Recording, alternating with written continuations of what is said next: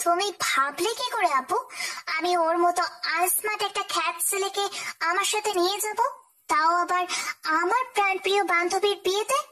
দেখ মা, নেহাল আনস্মার্ট ক্ষেত হলেও এখন কিন্তু ও তোর বিয়ে করা স্বামী। আর বিয়েটা যেভাবেই হোক না কেন, বিয়ে তো বিয়েই।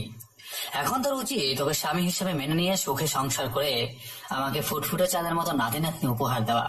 বাবা, তোমার মাথা যদি কোনো সমস্যা হয়ে থাকে তাহলে বলো, আমি তোমাকে পাবনার মেন্টাল হসপিটালে ভর্তি করানোর ব্যবস্থা করি আমার কোনো একটা ফ্রেন্ডকে বলে।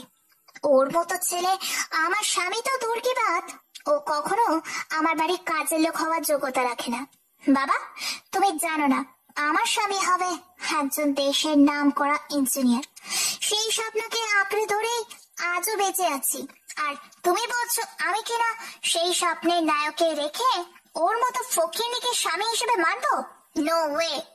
নুসরাত, তুই যত যাই বলে আমাকে বোঝাতে চেষ্টা করিস না কেন, আমি তোর কথা কোনোভাবেই বুঝবো না।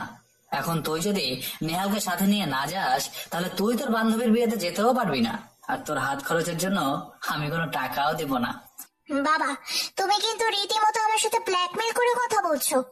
আমার টাকা লাগবে, আর সেই টাকা তুমি আমাকে দিবে। আর কি বলে বাবা, আমি ওকে সাথে নিয়ে যাব? No way. এই খ্যাতকে তো আমি কখনো